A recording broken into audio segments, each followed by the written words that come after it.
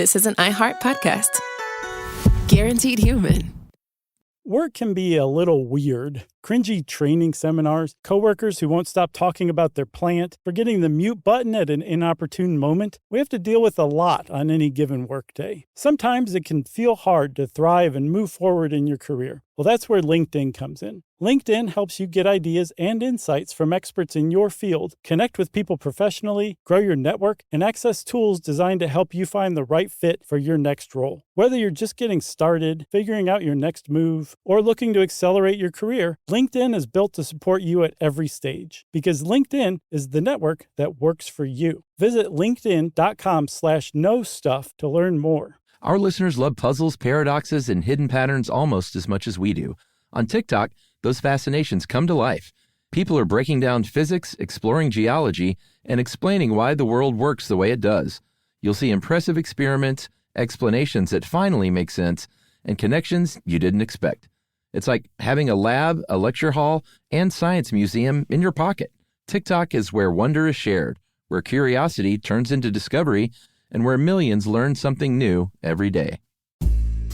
Hi, everybody. It's your old pal Josh, and for this week's Select, I've chosen our episode from August of 2021, where we take a look at one of the most unethical social psychology experiments in the history of the field, where Dr. Martin Rokeach assembled three men who each believed he was Christ, put them in a room together, and sat back and waited for the fireworks to start. And what came out of it is both an indictment and an inspiring affirmation of humanity. And on a personal note, I would like to wish my sweet, sweet wife, Yumi, a very big, happy birthday. Enjoy! Welcome to Stuff You Should Know, a production of iHeartRadio.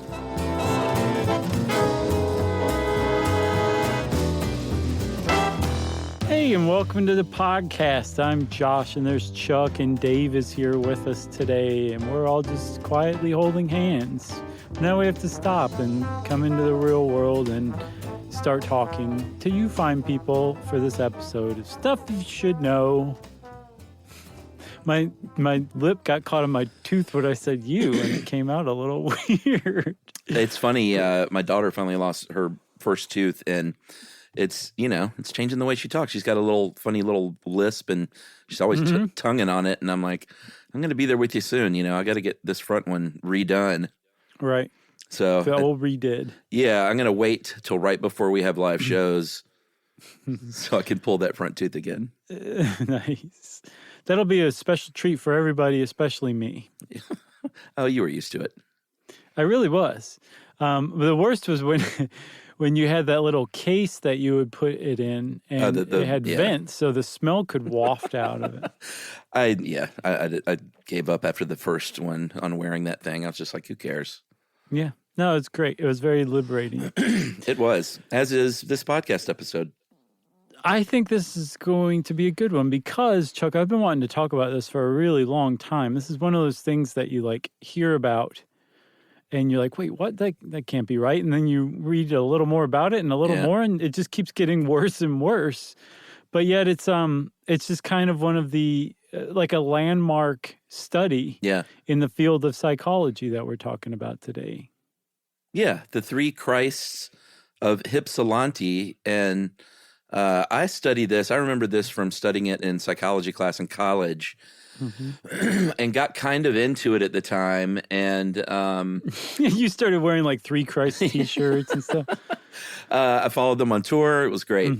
I don't for some reason I thought I read the book, but I don't think I read the book. I think we just covered the book in college and in a psychology class. Like, I don't think they made you read the whole book.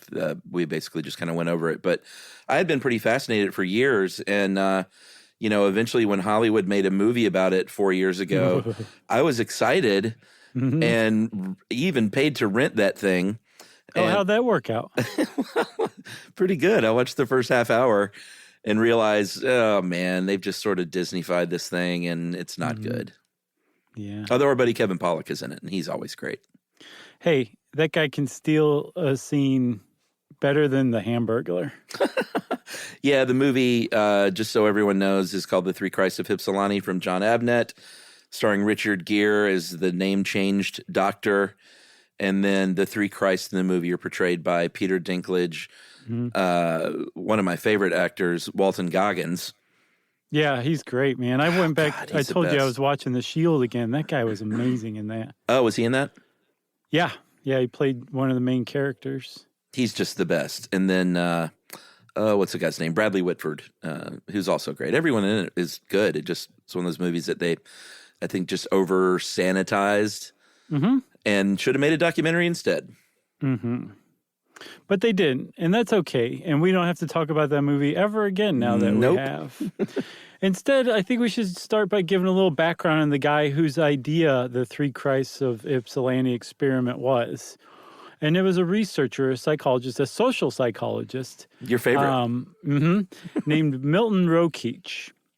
And Milton Rokeach had some ideas about what it was to make up an identity, what made up a person's sense of who they were. Yeah.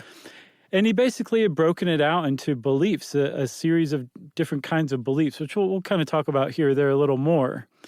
But there's this anecdote that's frequently passed around that kind of like lays the early groundwork for this idea that someone's belief in who they are could conceivably be challenged. And it came one night when he was sitting around the dinner table with his wife and his two young daughters. And he accidentally, in like a moment of frustration, telling them to settle down at dinner, called one another by their opposite names. And the girls just thought that was like the funniest thing they'd ever heard at first. Yes. Is that my cue? Yeah, I even stuck my finger up like, all right, now you. But you can't see it, can you? No, because we just listen to each other. Yeah, at first, and it was a little fun game. And then I think the 5-year-old even said, this is just a game, right, Dad? And Dad said, no, it's real. And I hear him saying it in that voice. And, pretty soon they were begging for him to stop. And I can verify that this is a thing. I've been, I think as a parent, sometimes you'll call your kid by another name as a joke. Like, I know I've done it, like called my daughter my dog's name if she'll come into the room and like bark or something as a joke.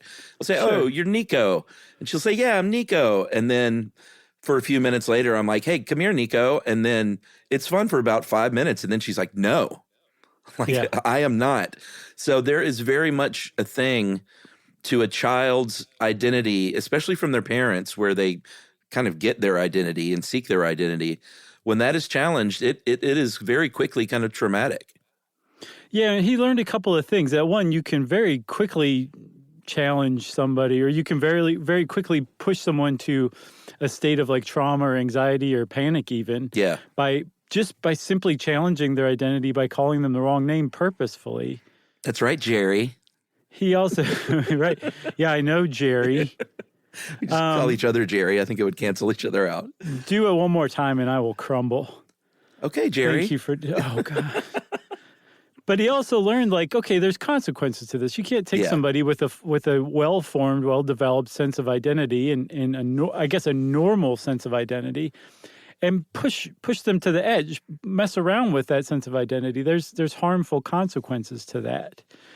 So he started to kind of explore this, and like I was saying, like he had broken everybody's belief system into a handful of different types of beliefs, and the belief that you are who you are, which is what we call our identity, he ascribed to primitive beliefs, which are just like basic truths in the same neighborhood as, I'm wearing a headphone on one ear and I have the other one behind my head right now. I have brown hair. My name is Josh. You're Chuck. Like just basic truths of the universe that anyone you talk to is going to generally agree with, right? That's where the personality comes from. Yeah, and that is the very bedrock and foundation of how we think about ourselves. And he already saw messing with that can be bad. So he was like, hey, why not take it a step further?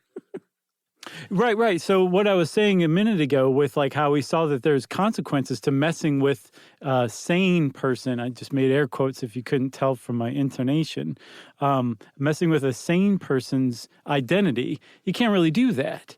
But this is the mid-century in America, and there's a whole group of people that you can do basically whatever you want to with as far as mental stuff goes, and that were people who were suffering from mental conditions who were locked up in state institutions at the time. Yeah. And so Rokeach came up with this idea, like, okay, wait a minute, what if I got my hands on some mentally unstable people, some possibly diagnosed people, and messed with their sense of identity, took their delusion and challenged it? That could be okay because, hey, their lives are basically useless anyway. I'm paraphrasing Rokeach here. And if something does come of it, there's a good chance that it could be positive instead. So let me have it. Let me at them, basically. Yeah, there's a quote here from the book, and big thanks to Dave Roos for putting this one together. I know this was huge. It's a tough one to wrangle, but he did a great job. Here's the quote from the book. Because it is not feasible to study such phenomena with normal people, he didn't even put it in quotes, it seemed reasonable to focus on delusional systems of belief in the hope that in subjecting them to strain, there would be little to lose and hopefully a great deal to gain. And like, I read that sentence and I'm like, stop there, dude. Right. Yeah. That's like the perfect motto for the misguided intentions of the study. You know? Yeah. He indicted himself with that one quote. Exactly. Just right out of the gate. And I read this Commentary magazine article from 1964 by, I can't remember who it was. I don't have it pulled up, but he's a famous poet at the time. And he was basically saying, like, surely Rokeach, the guy who's writing the book, understands that Rokeach, the character, this doctor, is like out of his mind. And he's slowly realizing, oh, wait, this guy, even the author of the book has no idea that the doctor character, who's himself, has any idea just how unethical this is. And that's a great example of it that demonstrates it right off the bat. Yeah, there's I don't know if you listened to the Snap Judgment on this. Did you hear that? No. It was good. Snap, great podcast or public radio program turned podcast. Sure. I've heard public radio before. Yeah. I used to listen to a lot more of it. Same here. Fresh air. I always still love fresh air. Yeah. But it's one of those things where I just bulk it up. And then like when I'm painting a room in our house, I listen to just fresh air the whole time or something. You know what I mean? Yeah. When is Terry Gross going to have us on? Do we need to get to 20 years? Would that do it? Yeah. I wouldn't even begin to bother her until we hit 20 years. And then maybe, yeah. And then we just start asking. Yeah, basically. Hi, Terry. Hi. Yeah. So in that Snap Judgment, they pointed out that that Rokeach actually read a Harper's article about two women who believed they were the Virgin Mary, and that put an idea into his head. And I know that in his book, he also talked about being inspired a little bit by some stuff that Voltaire wrote about it, right? Yeah, there was a man in the 17th century that Voltaire wrote about named Simone Morin, who was deranged in the parlance of the time, and he thought that he was Christ. And so he was locked up in a madhouse, and he met in that place, in that institution or asylum, another man who thought he was Christ. And Simone Morin saw just how like crazy this guy seemed and was like, wait a minute, maybe I'm crazy. And in confronting this other guy who claimed to have the same identity, he regained his sanity to a certain extent. And unfortunately, he relapsed and ended up being burned at the stake for heresy. Yeah.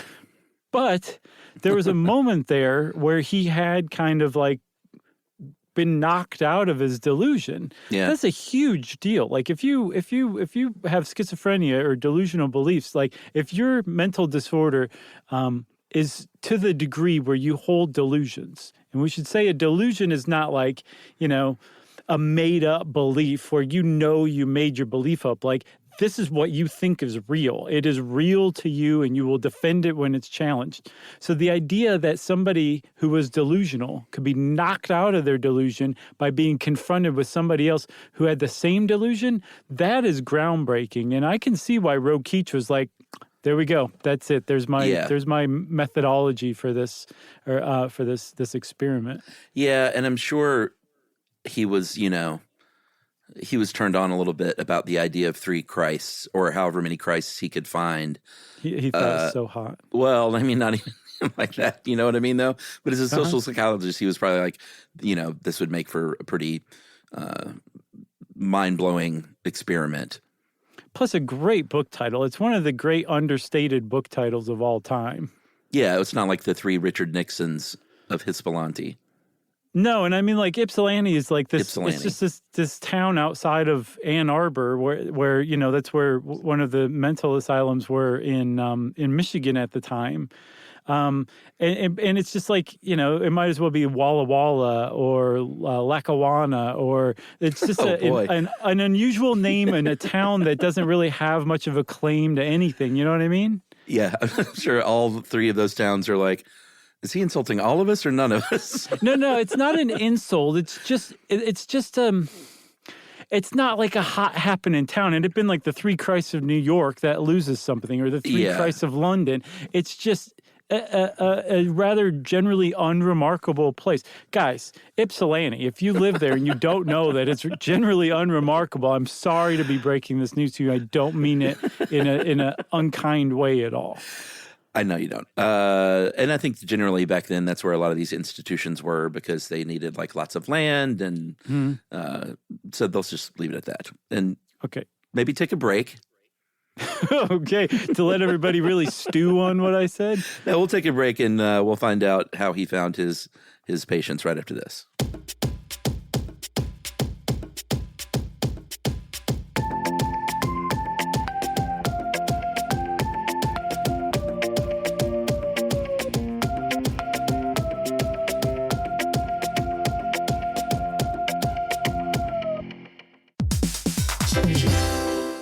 You might know Michelin for its tires, or maybe even its stars, but there's so much more to the story. Michelin isn't just a tire company, it's an innovation company. From connected mobility solutions to high-tech materials, innovation fuels everything Michelin does. That's right, and in 2025, Michelin was recognized as a most innovative company in automotive by Fast Company. It's all part of a big-picture vision Michelin calls Michelin in Motion, putting a vision of innovation at the heart of everything it does. Yeah, and get this, Michelin's going way beyond tires. Michelin isn't just making better tires, they're helping build a better future. Why this innovation matters? Well, Michelin is taking on one of the toughest mobility challenges out there, space. Michelin is developing an airless wheel for lunar exploration. Wow. The Michelin Lunar Airless Wheel was named Concept of the Year, recognizing Michelin's technological expertise in the most extreme environments at the 2026 Tire Technology Expo. That's right, and you can learn more at www.michelinman.com/y-Michelin/innovation.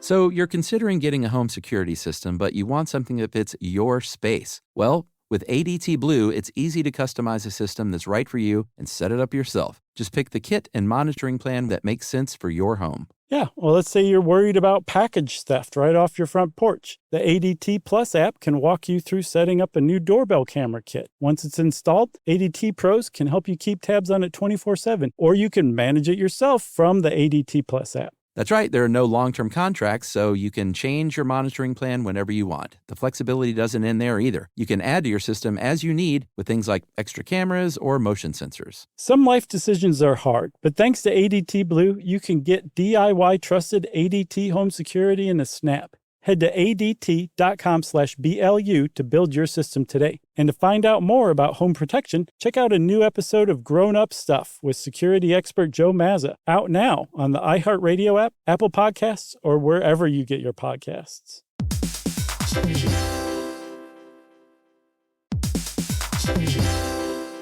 Work can be a little weird. One minute you're in a meeting that could have been an email. The next you're trying to decode corporate jargon that somehow means nothing. And don't even get us started on the quick sync that turns into a 45-minute deep dive. Yeah, well, the truth is figuring out your career isn't always straightforward. Whether you're trying to grow, pivot, or just stay relevant, it can feel like you're navigating it all on your own. Well, that's where LinkedIn comes in. That's right. LinkedIn can help you grow your career, helping you confidently navigate your path with insights, ideas, and inspiration from your professional community. You can stay up to date with the latest trends in your field, connect with people who get it, and discover opportunities tailored to your goals, your experience, and what actually matters to you. Whether you're looking for something new or just trying to grow where you are, LinkedIn gives you the tools and connections to move forward with confidence. Because LinkedIn is the network that works for you. Visit linkedin.com/knowstuff to learn more.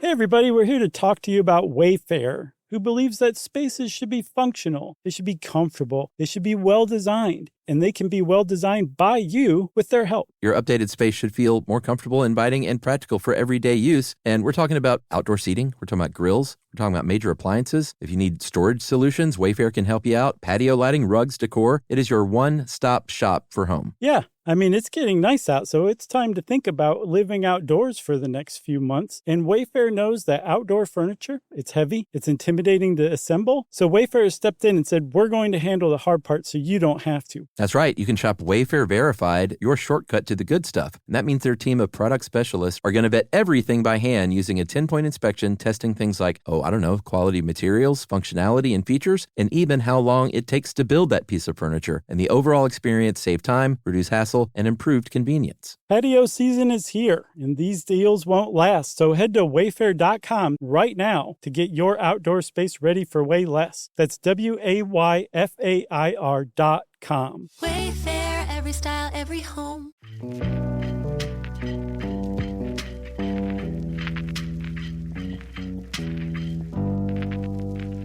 All right, so we're back. There were 25,000 total patients in the system in Michigan State, at Michigan State hospitals. And he went through all of these, he sort of tried to cull them down to ideally to Christ figures.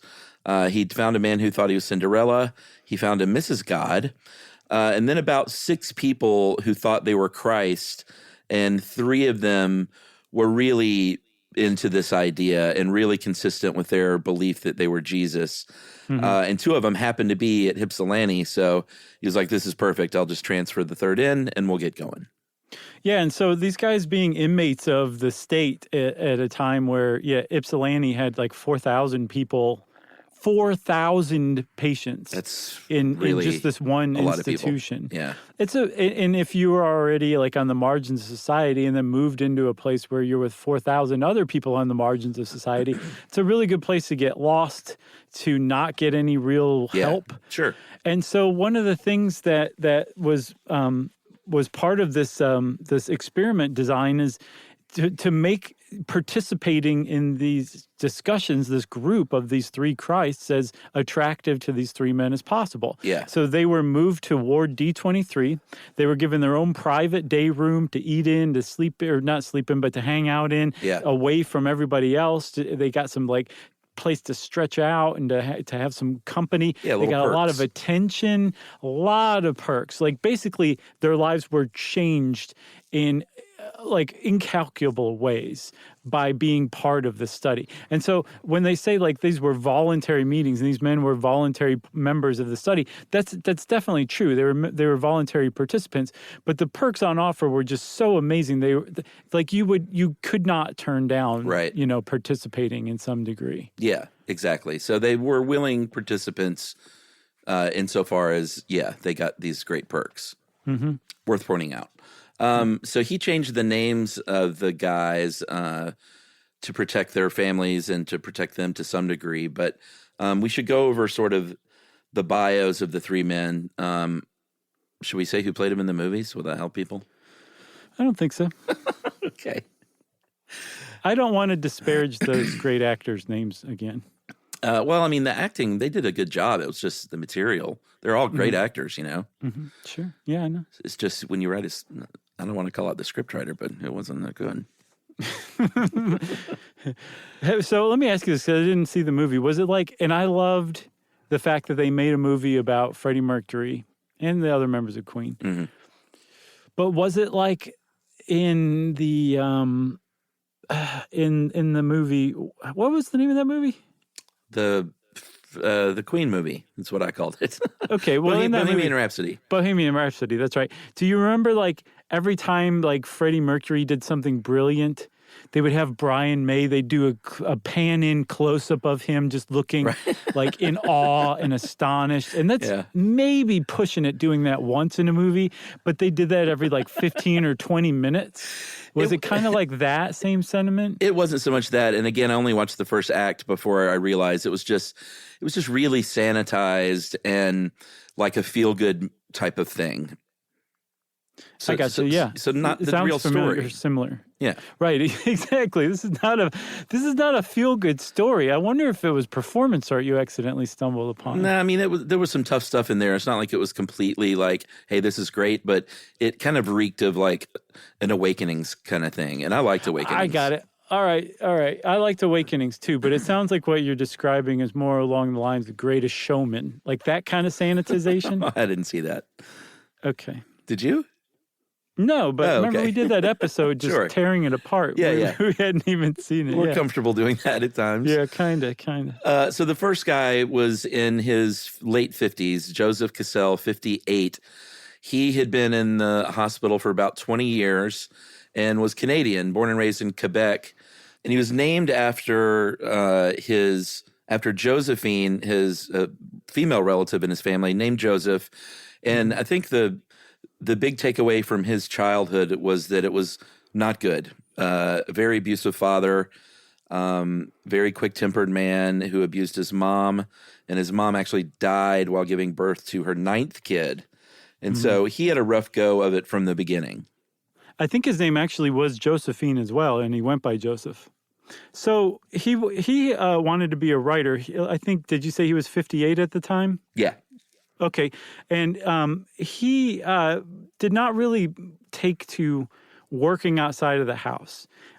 He and his wife did not have a very good relationship necessarily. He didn't want kids. She did. They ended up having 3 daughters, and he later on came to believe that they were not his children after all, and that may have been correct. But then things started to take kind of a turn for the worse, in that he started to become really paranoid. He started to accuse people of poisoning his food. He became a bit of a hoarder, especially with books. And probably the greatest crime a man could commit in mid-century America, he did not want to work. Right. So that was basically that. He ended up getting sent to an asylum in Canada, and then on to Ypsilanti eventually. And he'd been in Ypsilanti for, I think, about 20 years, or at least in and out of the hospital system for about 20 years. And for about 10 of those years, he had decided that he was God or Jesus Christ or both. Yeah, and by the time he got around to Rokeach, or Rokeach found him, he was in a pretty bad state after those 20 years. He had about half of his teeth left in his mouth. He was still hoarding books, carrying around books everywhere. Mm-hmm. And when asked who he was, he said his name was Joseph, and he said that I am God. And I guess Rokeach said, well, you'll do just fine. Very splendid. So Joseph, despite, his inability to take care of himself and, the fact that he hoarded and all of that, he was a very sharp person. So remember to keep that in mind. He was very sharp and a good writer as well. Clyde, and these men's names were changed. Clyde Benson, he was 70.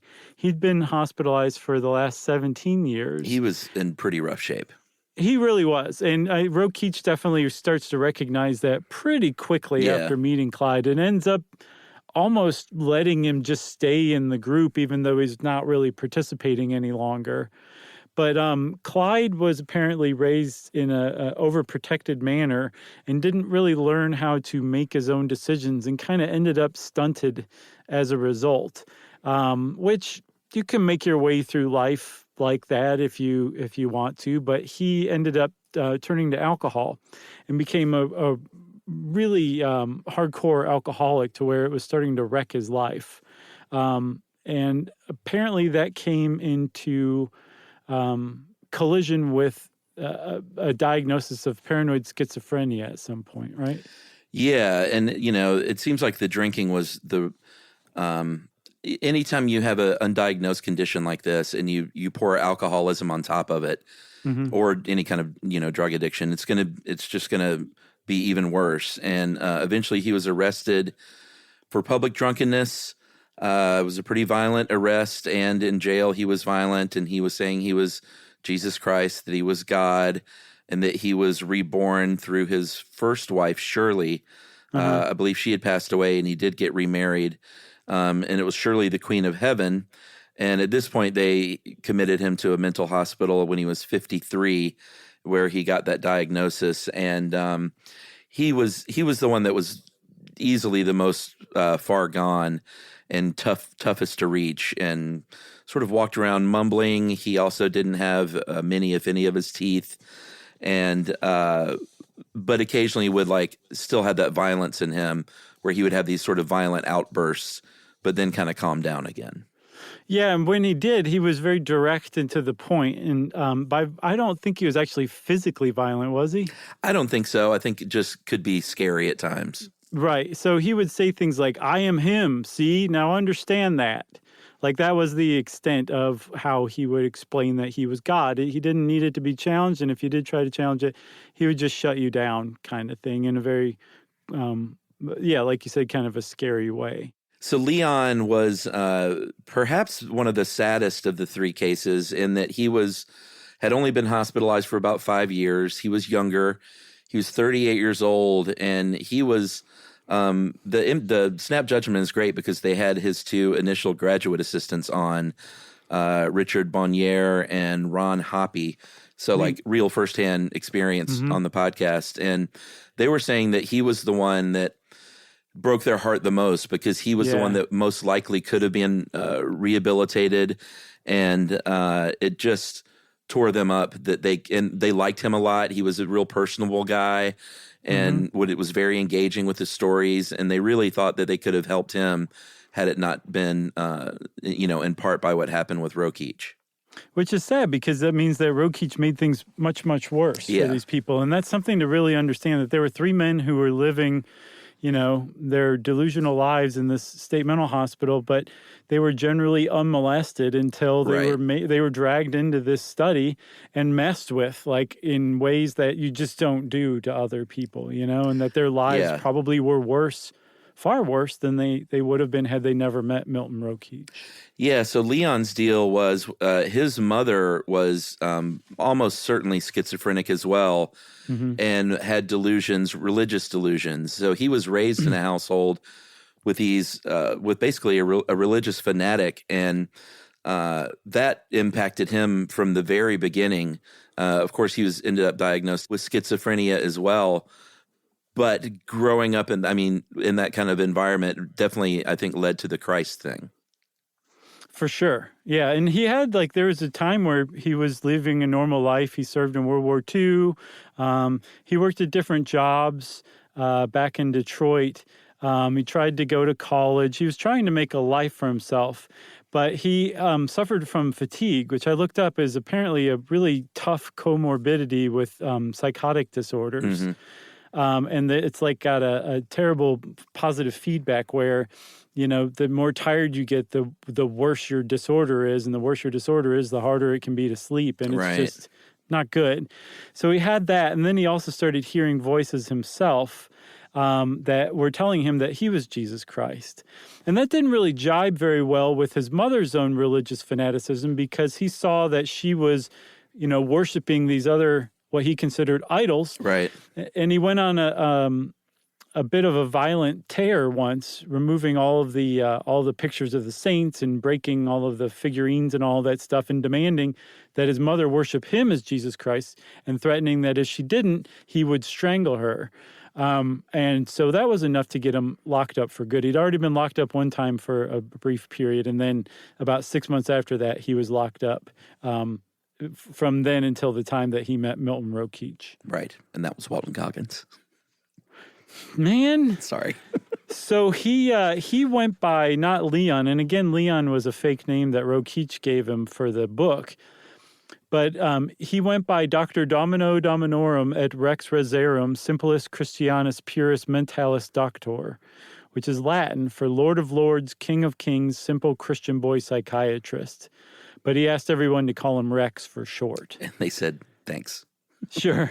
Appreciate and that. He was, like you said, like probably the most personable. He, like Joseph, he was very sharp too, but also like from a very early stage, he saw quite clearly what Rokeach was trying to do, and he thought that it was morally repugnant, that it was not a nice thing to do to somebody, that you shouldn't mess with people like that. And he said as much multiple times throughout the study.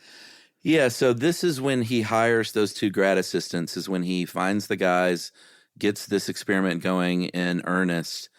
And, his hypothesis was that if I can have these three men confront one another about them being the real Christ, that it could rock them into what he saw as reality and get them out of these delusions. And that didn't happen. Well, it didn't happen at all through the experiment. But initially, what they did was they really dug in, and they each had their own way of doing so. But they each dug in and said, "No, I am the real Christ." And they each had different sort of methods of dealing with the others, but none of them wavered initially.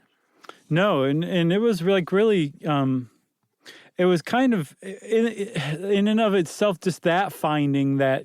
Not only did they not have their identities shattered, but they just rebuilt and reinforced their identities however they could find a way to do it to their own satisfaction. That's a pretty big psychological finding in and of itself, although it doesn't seem worth putting these men through that just to find that out, Yeah, for sure. I think Joseph said, Joseph was more one to sort of laugh it off.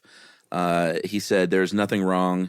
Yesterday, I knew I was what I am. Today, I am what I am. I'm not worried about losing my identity." And we also should point out that Joseph, and this was portrayed in the movie too by Peter Dinklage, he was spoke with an English accent. He thought he was, or convinced himself that he was from England, that he was descendant of royalty, and that the hospital was an English stronghold. Don't think I didn't notice you just slipped Peter Dinklage in there. I know. That only leaves one more, so I don't need to do the third. So one of the other things about Joseph was his interpretation of why they were there in this study, why the three of these men had been brought together, was so that they could sort out with the other two that they weren't Christ, that he was the one who was actually Christ, so he could do his work here on earth better without having these two basically harassing him or whatever. Yeah. So then Leon, like I was saying, Leon was the one who kind of saw the most through Rokeach's intentions and saw that they were just wrong. And like Clyde, I think Clyde said that that they were a re-rise. That's what he considered the other two, or a hick. Joseph said, I am who I am, and also, by the way, we all know that I'm really God. And then Leon, he said that the other two were instrumental gods. They were hollowed out gods.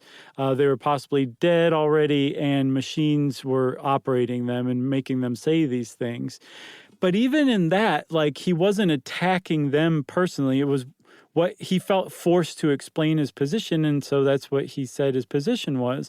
But as he was saying this, he would turn to Joseph, he would turn to Clyde, and he would say, I mean this, respectfully. I don't mean to tear you down. Whatever your belief is your belief, and I don't want it. I'm not trying to take it from you. I have my beliefs, and you have your beliefs, and that's good enough. And so through that kind of truce that was kind of established between these three men, they basically kept the researchers at bay. The researchers would try to come in and bust things up and get them to argue or, make them confront one another. But when left alone, those three men just generally did not argue about who was God. They avoided the subject altogether and just let the other ones be and just kind of entered this live and let live kind of position, which I think is pretty heartening, It is. And that was one of the things that came through on that snap judgment with the two research assistants, was that their take was that these men were generally, like after the initial sort of denial stuff, that they were generally pretty respectful and wanted to give each other the space to believe that they were Christ if they wanted to. And what that showed was empathy. And that's something that none of them saw coming.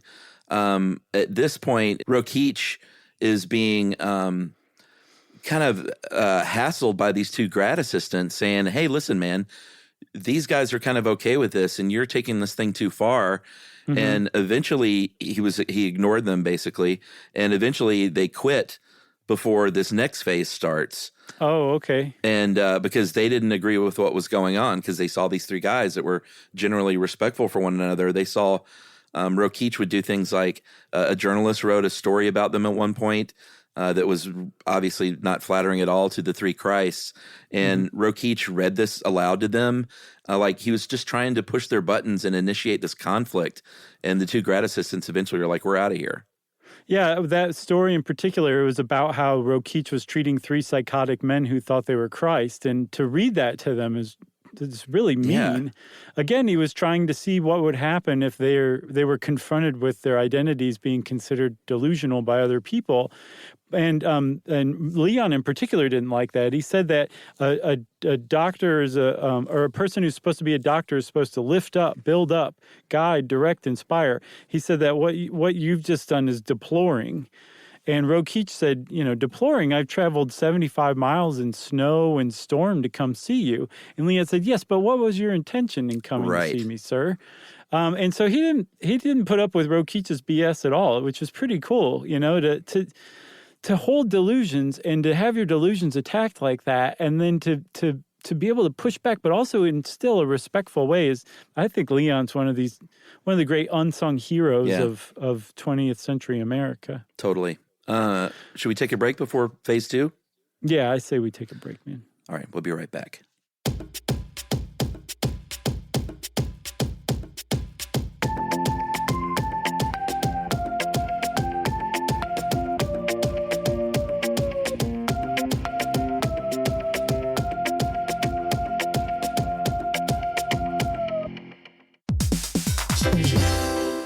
You might know Michelin for its tires, or maybe even its stars, but there's so much more to the story. Michelin isn't just a tire company, it's an innovation company. From connected mobility solutions to high-tech materials, innovation fuels everything Michelin does. That's right, and in 2025, Michelin was recognized as a most innovative company in automotive by Fast Company. It's all part of a big picture vision Michelin calls Michelin in Motion, putting a vision of innovation at the heart of everything it does. Yeah, and get this, Michelin's going way beyond tires. Michelin isn't just making better tires, they're helping build a better future. Why this innovation matters? Well, Michelin is taking on one of the toughest mobility challenges out there, space. Michelin is developing an airless wheel for lunar exploration. Wow. The Michelin Lunar Airless Wheel was named Concept of the Year, recognizing Michelin's technological expertise in the most extreme environments at the 2026 Tire Technology Expo. That's right, and you can learn more at www.michelinman.com/y-Michelin/innovation.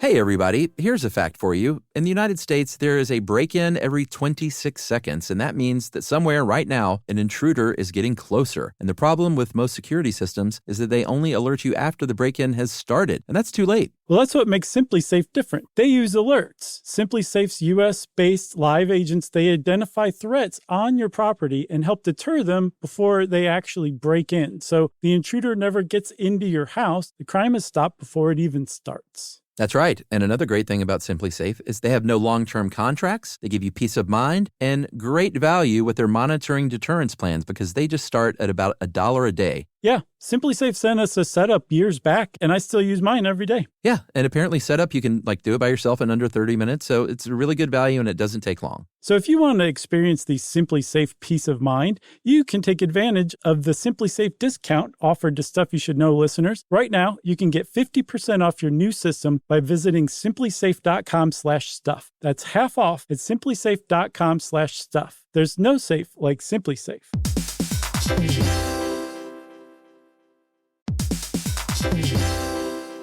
Work can be a little weird. One minute you're in a meeting that could have been an email. The next you're trying to decode corporate jargon that somehow means nothing. And don't even get us started on the quick sync that turns into a 45-minute deep dive. Yeah, well, the truth is figuring out your career isn't always straightforward. Whether you're trying to grow, pivot, or just stay relevant, it can feel like you're navigating it all on your own. Well, that's where LinkedIn comes in. That's right. LinkedIn can help you grow your career, helping you confidently navigate your path with insights, ideas, and inspiration from your professional community. You can stay up to date with the latest trends in your field, connect with people who get it, and discover opportunities tailored to your goals, your experience, and what actually matters to you. Whether you're looking for something new or just trying to grow where you are, LinkedIn gives you the tools and connections to move forward with confidence. Because LinkedIn is the network that works for you. Visit linkedin.com/knowstuff to learn more.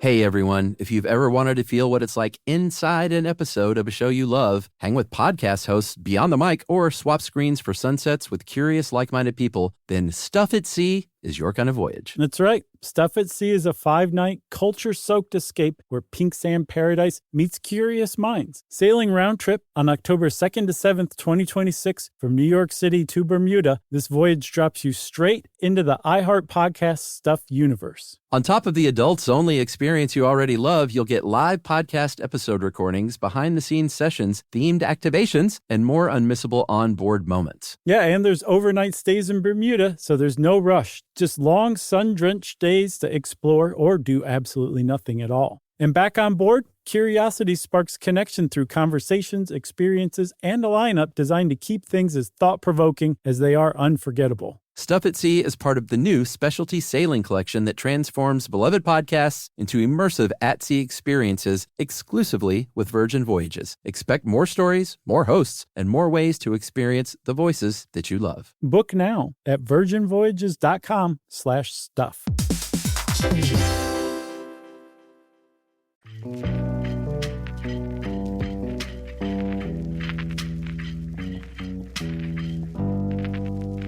So before stage 2 starts, when things get really unethical, well, not before, this is kind of part of the unethical, the 2 grad assistants had left, and he hires this new young pretty woman as a grad assistant and basically tells her to flirt with Leon and to see if he can make him fall in love with her. And that's exactly what happened. And Leon fell in love with her and was destroyed when he basically came to realize on his own that that was never going to happen for him. Man, it's just brutal. Just keeps getting better and better. Yeah. Yeah. When those grad assistants said you've gone too far, I think Rokeach probably said something along the lines of, "Too far? I haven't even begun to go too far." Richard Gere just said that. Watch what's next. Yeah, but there was like upbeat music while he was saying it. Yeah, like Salisbury Hill. Exactly. That is exactly what I was thinking of. Thank you for putting it into words, Chuck. So what happened next? So what happened next is as follows. Rokeach basically saw, like, these guys are not going for the level of prodding that I've been doing. I'm going to really kind of turn up the heat. And he wondered if you took the people that were part of these patients' delusional belief systems and personified them, like pretended you were them, say started communicating with them through letters or whatever. Yeah. What would happen? Could you conceivably get these people to abandon their delusions under the guidance of these authority figures that were actually part of their delusions? It's really kind of mind-boggling when you lay it out in like a flow chart like that, you know? Yeah, this like just kept getting worse and worse. So he identified these authority figures, and all 3 of them, I guess, to his credit, he laid off of Clyde because, I mean, I don't know if it was so much empathy as it was he knew he wasn't getting very far with Clyde. Or maybe he was scared of what would happen if Clyde broke, you know? Yeah, because Clyde was definitely could be a little scary. But so he laid off of Clyde, but he found that Joseph said that a superintendent of the hospital named Dr. Yoder, Yoder, was his dad, and Leon said that he had a wife. He had a couple. His wife, the Blessed Virgin Mary, who was an uncle reincarnated as Michael, the Archangel. Archangel? Archangel. Those are 2 different. So he was married to the Blessed Virgin Mary and had that uncle. Yeah, he had those 2. Mm-hmm. But he wasn't married to his uncle. He had another wife later on named Madame Yeti Woman after he stopped being married to the Blessed Virgin Mary because his uncle, Michael, the archangel, married the Blessed Virgin Mary. Right. It sounds a little confusing, but when you're dealing with stuff like this, I think it just has to be a little confusing. Well, the upshot of it is Rokeach started posing as Madame Yeti Woman. And started a letter writing campaign as Madame Yeti Woman, basically reaching out to say, hey, Leon, I just want to say hi, and I'm thinking of you, and let's start talking. So there was correspondence that was established as Leon's wife, Madame Yeti Woman. Yeah, and we should point out that he supposedly had gotten, not supposedly, I think he did get the hospital's permission to sign off on this, as long as he said, listen, it's all going to be positive stuff. I'm not going to be writing them letters saying to go start a fight or anything like that. Mm-hmm. So I'm going to send them positive messages, and I'm going to stop if this becomes upsetting to these guys. And so they said, sure, go ahead. Yeah. And so he did. He did go ahead, first with Leon, I believe. And by this time, Leon had, one of the things that he had done to transform his identity was to become Dr. Righteous Idealed Dung, or Dr. R.I. Dung. Yeah. And apparently the head nurse asked him directly, like, can I please not call you Dr. Dung? And he said, yes, you can call me R.I. But everybody else called him Dr. R.I. Dung. And he did this, Rokeach concluded, to basically make himself not worthy of being harassed anymore. But he was still secretly God. Like, he knew he was God. He was just pretending to be something else. And during that period, he became married to Madame Yeti Woman. So Rokeach started addressing letters to Dr. R.I. Dung and basically saying, here's $1. Why don't you go buy yourself something nice in the hospital store and then share the change with Clyde and Joseph? Or one of the things that they would do is they would take turns between the three patients as who was going to lead the session that day. And one of the things you did when you led the session was you chose what song everybody sung at the beginning and at the end of the session, which is adorable. And so Madame Yeti Woman suggested that he choose Onward Christian Soldiers, and he chose Onward Christian Soldiers. And so to Rokeach, he's seeing there's like an actual influence that is being exerted by this delusional figure. And also it demonstrates that Leon is showing like he definitely believes Madame Yeti Woman's a person, for sure. Yeah, and eventually what broke it was, as posing as Madame Yeti Woman, asked Leon to stop using the name Dr. Dung. The name thing seems to have been a sticking point with a lot of people. Or maybe he just thought that would, since he held on to that so strongly, that would have been like the toughest thing to make him do. Uh-huh. And that was sort of it. He was asked about the letter, and Leon doesn't really say anything about asking to drop the name Dr. Dung. He just starts talking more and more about God being both male and female and insane and sane, and said, I don't care for the insanity of God, and then said, I don't want any more letters, and basically kind of shut it down.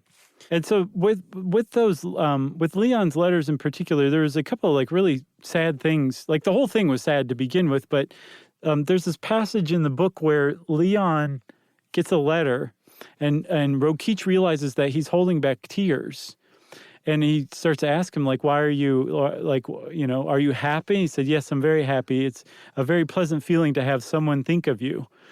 Like he was moved to tears by the idea that Madame Yeti Woman was writing to him and talking about caring for him and sending him money to go buy himself things with. And rather than just say like, oh, we might want to back this off, Rokeach used it to step that up and arranged for a meeting with Madame Yeti Woman. Yeah. But there was no Madame Yeti Woman who was supposed to show up. He was going to get stood up from the outset. But still, Leon went to go meet Madame Yeti Woman and had his heart broken. I think it was after that he stopped responding to the letters. Yeah, and when he said, I don't want these letters anymore, I don't want to receive them, you would think that that's when Rokeach would say, all right, well, let's just stop this altogether. Mm-hmm. But he didn't, because he remembered that Leon had another authority figure in his life, which was his uncle, George Bernard Brown, a.k.a. the Archangel Michael. And so he said, hey, I'll have someone call and pose as his uncle now.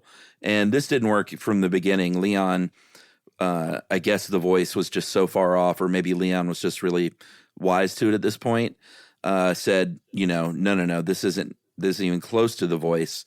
Goodbye, and hung up. And then they asked him about the call, and he said, I don't believe in mental torture, sir. So it seems like he was sort of onto him at this point. Or, was onto him from the beginning, but onto him about this ruse. I don't think he was onto him from the beginning. I think that he No, I mean from the beginning of the experiments, he was wary of him. Gotcha. I see what you're saying. But it's really easy to forget because you're reading Rokeach's accounts that these men weren't in on the idea that it was from Rokeach. They believed that these letters were coming from their delusional figures. Yeah, that was the whole point. Which makes it just even more gut-wrenching when you stop and remember that, Yeah. So then he says, okay, all right, Leon's done. I'm done writing letters to him. Who can I write letters to next? And he moves on to Joseph, right? Yeah, so this was the one where the superintendent, the fictional Dr. Yoder, was the authority figure for Joseph, who he saw as a father figure. And so, of course, Rokeach is going to play up this whole father figure thing in the letters, saying that he loved him like a son. He just wanted the best things for him. And if you remember from the original sort of quick bio, Joseph's father was awful and abusive. So he's really playing into his deepest sort of insecurities here. Yeah, he said, be assured that I will always love you just exactly like a father who deeply loves his own son. It's really tough to even research this stuff. Yeah. So just like with Leon, through these letters as Dr. Yoder, he tried to get Joseph to start doing stuff, innocuous stuff at first, like saying stop. He stopped saying that he was from England and admitted he was from Quebec. Started going to church services, that kind of stuff. So there was an influence on Joseph, just like there was on Leon, using their delusional characters or delusional friends. Authority figures, whatever. And I think even Dr. Yoder prescribed, or the fake Dr. Yoder prescribed a placebo for Joseph's stomach ailments. He had like digestive problems or stomach hurt, and these placebo pills just fixed him right up. Yeah, so the stomach pills placebos supposedly worked. And then he said, all right, well, that worked, so I'm going to give you pills to basically cure your mind. And if you want to fix yourself for good, take these pills, which is, I mean, this is so far off the charts of unethical. Like, I can't even describe how far off the charts it is. And he said, basically, I think he said, he gave him an ultimatum. He says, I'm only going to continue to give these pills that will supposedly make your mind right if you admit that you're in a mental hospital and it's not an English stronghold. And Joseph finally said, signed something. And Joseph said, no, I'm not going to sign this. And he cut off this placebo medication that he believed might be fixing his brain. And it kind of petered out after that. And it was just like, it's just brutal to think about these guys going through this, like, hope that they're getting better. And it was all fake. Yeah, he apparently stopped writing to Dr. Yoder and moved on to JFK. Started writing letters to JFK asking to be one of his speechwriters, because remember, he was a writer as well. Right. So Rokeach is like, okay, all right, let's see what's next. Oh, nothing's next. This is the end of the line. He finally realized, like, okay, this is not going anywhere. Not only had he not at all moved Clyde's delusions or Joseph's delusions, the only persons whose delusions had changed at all was Leon's, and his had just gotten more complex and intricate, certainly not any closer to reality. They got further away from reality because of this influence from Rokeach and his experiment. And he has like a pretty rich little admission in the book that he says that we do not know to what extent our very presence, behavior, and questions may have influenced the results obtained, which is bizarre to say because the whole point of the experiment was to influence these people through this experiment. So it's a really weird thing that he even put it in there. From some of the stuff that I've read, kind of picking apart this book at the end, it really just kind of peters out. And like he's just kind of slashing in the air with his sword, trying to figure out, what the point was of all of this stuff. And even without like a satisfying conclusion or end, it ended up getting published in 1964 and became like a really big success in the field of psychology, but also got widely criticized right out of the gate.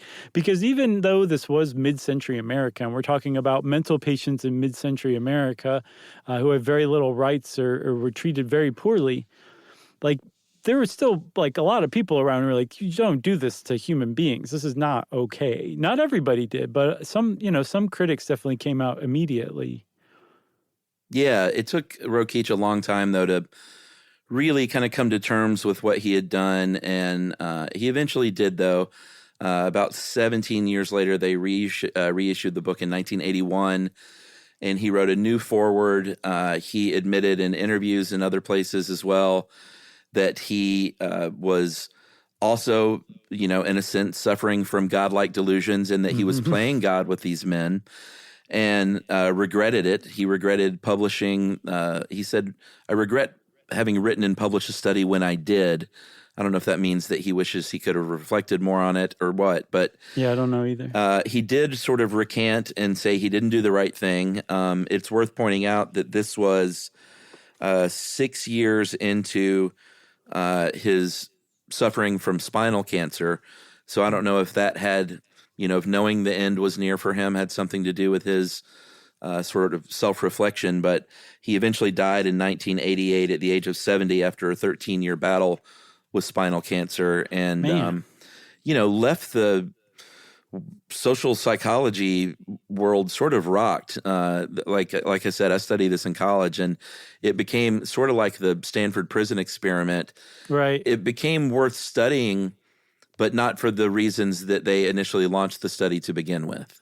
No, he finally figured out the point of the book, and the point of the book was for him to figure out that it was unethical what he was doing and to finally come to terms with what he'd done to these poor men, and that you have a right to just be left alone and not have your identity challenged no matter what you believe you are, who you believe you are.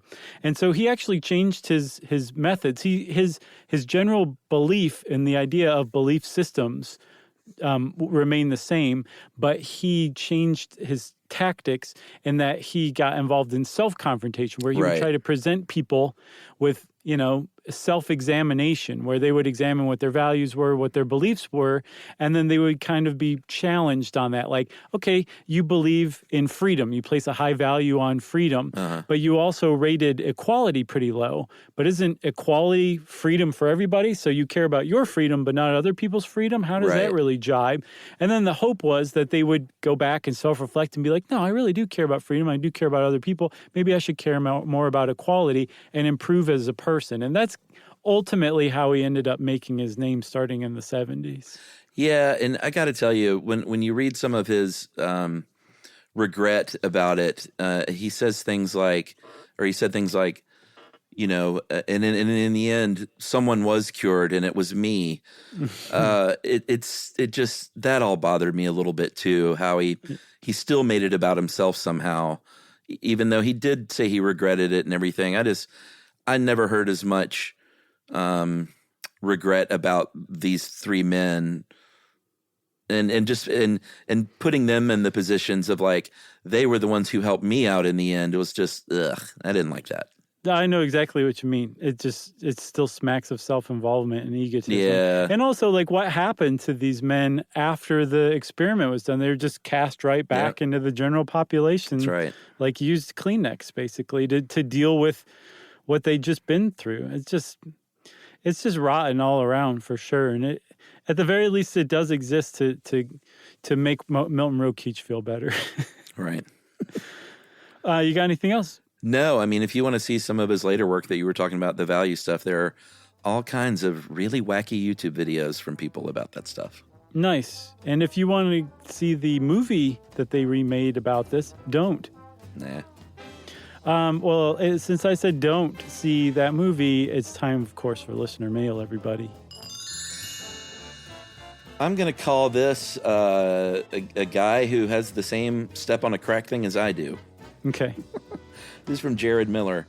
Hey, guys, I got to say, Chuck is the only other person I've heard to express the same compulsion that I have. If I step on a surface that is different from the majority of where I'm walking, I try to get my other foot to have the same sensation. This can be the line between the sidewalk segments or a traction sticker, an unpaved patch, etc. I gotta say, Jared, it's the same with me. It's not just cracks. It can be anything. Mm-hmm. Sure. Even which part of the foot is affected. Same with me, dude. If I do it on my heel, I have to do the next one with my heel. It's very interesting. Mm-hmm. I've even found myself doing it with the colors of tiles on a patterned floor. Same here. For me, it's about symmetrical sensations. I sometimes realize I'm doing it when I'm eating and have equal chewing time on each side. I don't do that. You're like, Jared, you're so weird. Yeah, you're really out there. Once I became aware of it at a fully conscious level, I also became self-conscious about it and tried different things to break myself of the habit. At times, it's been an extreme as forcing myself to maintain an even gait no matter what. Yeah, I've done that. While consciously reminding myself that sensations are temporary and that it will even out or go away, especially if I ignore it. Thanks for all the hours of entertainment. You were an early discovery of mine in the podcast world back in 2009, and almost none of the shows I started listening to back then are still going. That's our motto, Jared. Just keep doing it. Just no matter what. Everybody tells you to stop. Please, God, stop. Don't quit. You don't listen. So that's Jared in Anaheim by way of Idaho. Way to go, Jared, from all over the place. I think Idaho. Or was it Iowa? I don't remember. Sorry. Idaho. I know. That's the worst thing to confuse. I apologize. So let's see. If you want to get in touch with us like Jared did, please email us, won't you? You can send us an email to stuffpodcast@iheartradio.com. Stuff You Should Know is a production of iHeartRadio. For more podcasts from iHeartRadio, visit the iHeartRadio app, Apple Podcasts, or wherever you listen to your favorite shows.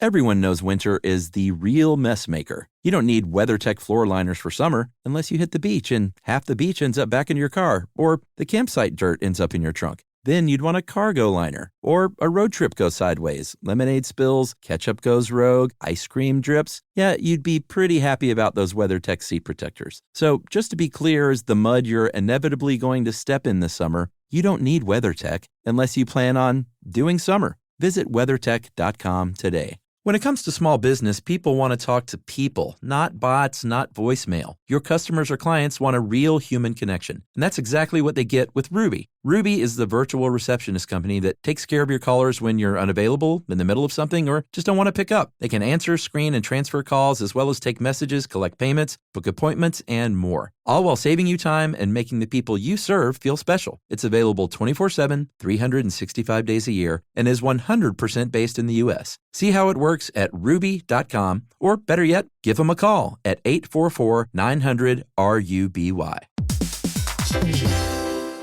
Every parent should know the car ride soundtrack. Are we there yet? How much longer? I'm bored. Well, if you're taking an extensive car ride anywhere and you've downloaded the Lingo Kids app prior to leaving the house, you may experience something strange, right, Chuck? That's right. You may experience silence from the back seat. Your kid may go an entire car ride without asking once if they were there yet. How about that? And by chance of miracle, they may even ask if you could drive longer. Yeah, that's the magic in Lingo Kids. Over 4,000 interactive games, songs, and shows, including their favorite Disney characters. It turns the longest drives into the easiest ones, and honestly, you won't understand why you didn't download it sooner. That's right. Lingo Kids is the #1 entertainment platform for young kids, and it's free to download. Or go Plus with the Lingo Kids subscription and unlock even more content your kids won't be able to get enough of. You can save up to 60% on the yearly plan. Just search Lingo Kids in the App Store or Google Play. Lingo Kids, everything kids love. This is an iHeart podcast. Guaranteed human.